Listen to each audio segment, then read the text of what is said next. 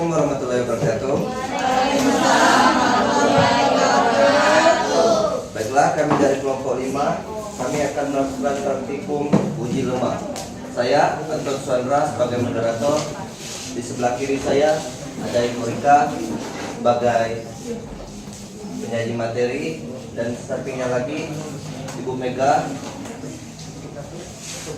Safa, dan Ibu Aminah. Untuk pembacaan materi kepada Ibu Safa. Assalamualaikum warahmatullahi wabarakatuh. Waalaikumsalam warahmatullahi wabarakatuh.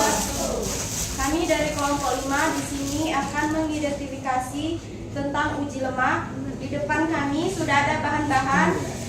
Alat dan bahan yang kami gunakan, yang pertama ada alatnya, piring plastik 1 buah, kemudian pipet 2 buah, kemudian kertas coklat sampul buku, lampu senter, lilin, dan sendok 1 buah. Kemudian bahan yang kami pakai yaitu ada kemiri, margarin, wortel, seledri, jagung, singkong, kacang tanah, pepaya, santan, minyak goreng, susu, dan air.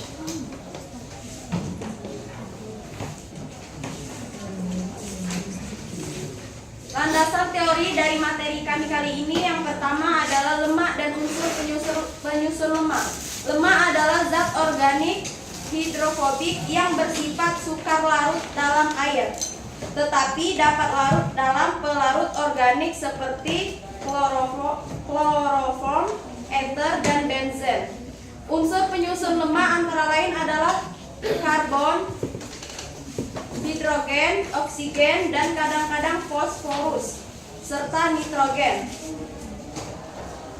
Sumber lemak yang dapat dimakan dihasilkan oleh alam yang dapat bersumber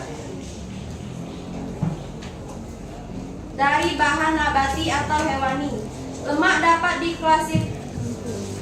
diklasifikasikan berdasarkan sumbernya, yaitu bersumber dari tanaman yang berupa biji-bijian, kulit buah tanaman, biji-bijian dari tanaman tahunan, dan sumber yang lain adalah dari hewani, yaitu susu hewan peliharaan berupa lemak susu, daging hewan peliharaan berupa lemak sapi, daging sapi laut berupa minyak ikan, sarden, dan sejenisnya.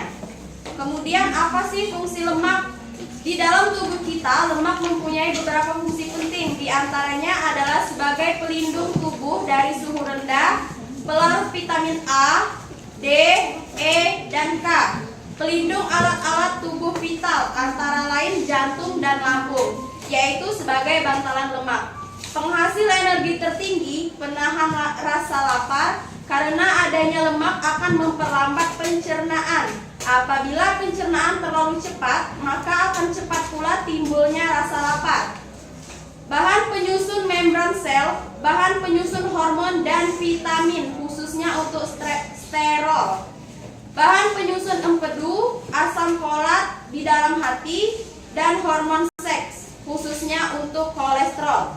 Pembawa zat-zat makanan esensial. Kemudian di sini kami langsung saja akan melakukan kegiatan percobaannya. Akan dibacakan oleh Ibu Rika. Adapun prosedur percobaan yang pertama adalah buatlah 2 buah kertas coklat sampul buku yang telah dipotong-potong dengan ukuran 10x10.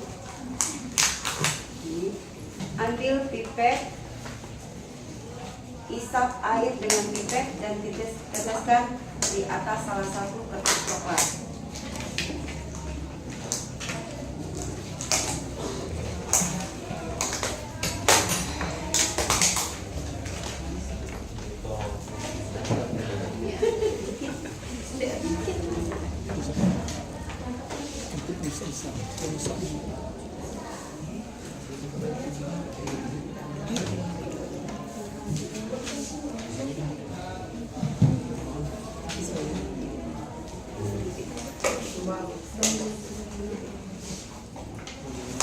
Ambil pipet yang lain, isap minyak dengan pipet dan teteskan.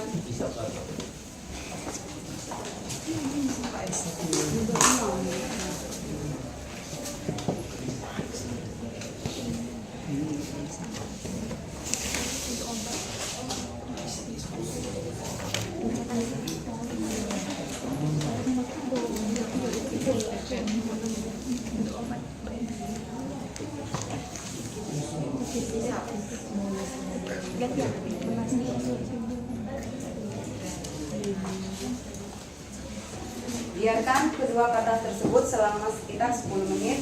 Sesudah itu periksa keduanya dengan menghadap cahaya. Amati dan catat keadaan permukaan kertas tersebut. Manakah kertas yang masih meninggalkan bekas? Catatan, gunakan hasil ini sebagai pembanding untuk bahan yang mengandung minyak atau tidak. Selanjutnya 5. Ambillah 10 kertas coklat yang sama seperti 1. Berilah nomor dan mana jenis bahan makanan yang diuji.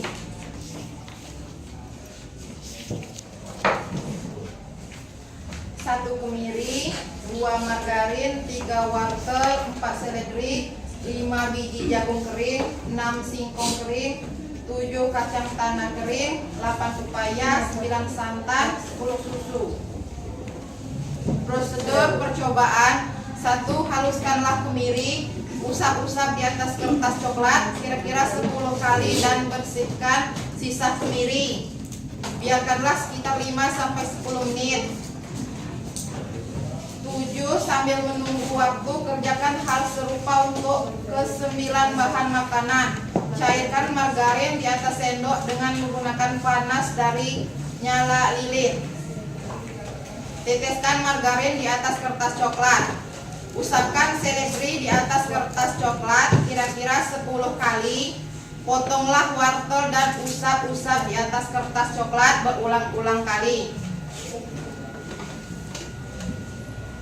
Usap-usapkan biji jagung kering di atas kertas coklat berulang-ulang sebanyak 10 kali.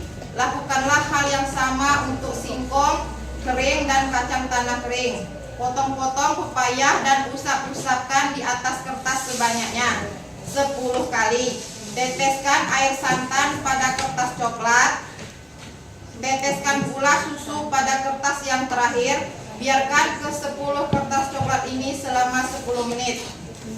Setelah 10 menit, amati kertas coklat satu persatu. Pergunakanlah lampu atau senter ke arah bekas usapan dari bahan-bahan makanan yang diuji. Kertas manakah yang meninggalkan bekas noda minyaknya? Catatilah hasil pengamatan pada tabel di lembar kerja.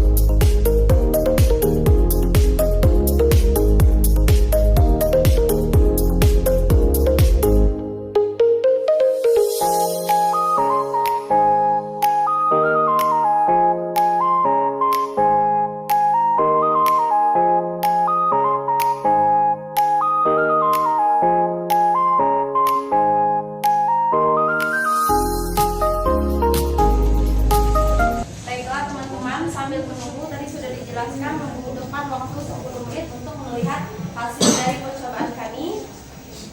Lemak atau yang disebut dengan lipid, ada tambahan sedikit ya, adalah zat gizi makro esensial yang terdiri dari karbon, hidrogen, dan oksigen, berfungsi sebagai sumber energi padat, pelindung organ, dan pembentuk hormon. Tubuh membutuhkan lemak sehat atau yang disebut tak jenuh untuk kesehatan jantung dan penyerapan vitamin dengan kebutuhan harian sekitar 20-25% dari total energi. Fungsi utama lemak bagi tubuh yaitu yang pertama untuk sumber energi atau cadangan energi utama yang paling padat kalori. Kemudian untuk melindungi organ sebagai bantalan bagi organ tubuh atau jaringan adiposa. Selanjutnya berfungsi untuk saraf dan otak, komponen penting untuk melindungi saraf. Kemudian untuk penyerapan vitamin, tadi sudah disebutkan vitamin A, D, E, dan K. Kemudian untuk kesehatan kulit dan rambut, menjaga kelembapan dan kesehatan. Kemudian lemak tak jenuh itu apa? Lemak tak jenuh itu adalah lemak baik, lemak sehat yang meningkatkan kolesterol baik dan mengurangi risiko penyakit jantung seperti alpukat, ikan salmon, minyak zaitun, dan kacang-kacangan. Kemudian lemak jenuh. Lemak jenuh adalah yang sedang, harus dibatasi jumlahnya, misalnya daging merah, produk susu, dan mentega. Kemudian ada lemak trans atau yang buruk, harus dihindari karena meningkatkan kolesterol jahat seperti makanan cepat saji dan makanan ringan olahan. Mengonsumsi lemak yang seimbang sangat penting, terutama untuk memprioritaskan lemak tak jenuh dibandingkan lemak jenuh dan trans untuk menjaga kadar kolesterol dan kesehatan secara keseluruhan. Meninggalkan bekas noda atau tidak? Air, tidak. Tidak ya.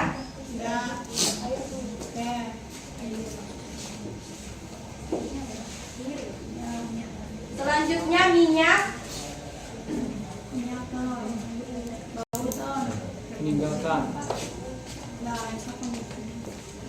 Meninggalkan bekas noda minyak. Iya.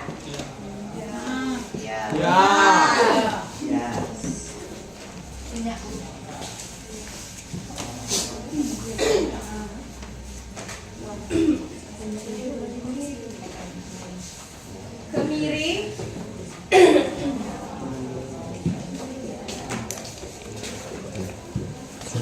Meninggalkan bekas noda minyak.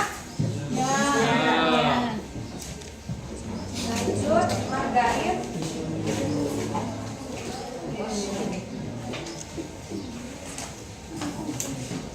Meninggalkan bekas noda minyak. Iya. Ya. Kemudian wortel.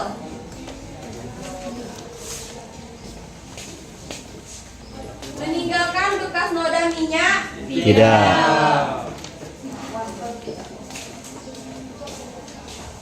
Selanjutnya seledri.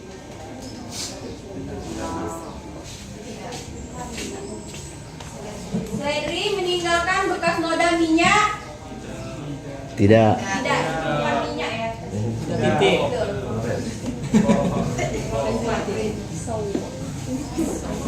Kemudian biji jagung. Meninggalkan bekas noda minyak. Tidak. Selanjutnya singkong.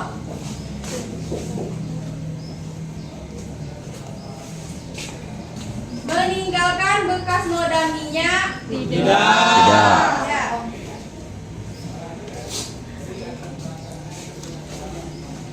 Kacang tanah. Meninggalkan bekas noda minyak. Iya. Kemudian pepaya.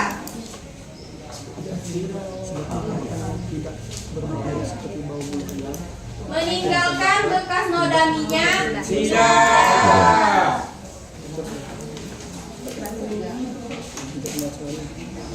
Kemudian lanjut santan.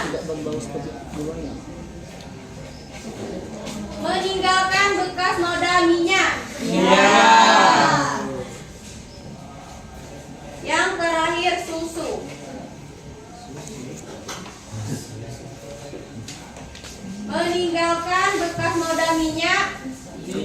Tidak. Yo, Mana? ada. Itu bahasa anak. Lepas sender itu. Ada. Ya. Ya. Lanjut lagi. Ya. Iya ya. Ya. Ya udah. Selanjutnya, berdasarkan uji yang telah dilakukan, bahan-bahan yang kami jelaskan tadi ada bahan yang penghasil lemak dan bukan termasuk lemak. Kesimpulan dari pengamatan kami tadi yaitu berdasarkan percobaan yang telah dilakukan dapat disimpulkan bahwa bahan-bahan makanan yang mengandung lemak akan menimbulkan efek transparan pada kertas coklat sampul setelah didiamkan beberapa menit. Terus bahan makanan yang mengandung lemak diantaranya yaitu kemiri, margarin, kacang tanah kering, santan, dan minyak goreng. Bahan makanan yang tidak mengandung lemak diantaranya yaitu wortel, seledri, biji jagung kering, singkong kering, dan susu.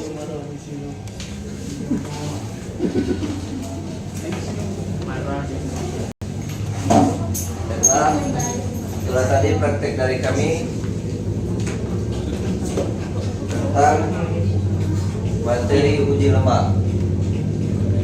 Sekian dari kami, saya akhiri. Wassalamualaikum warahmatullahi wabarakatuh. Waalaikumsalam warahmatullahi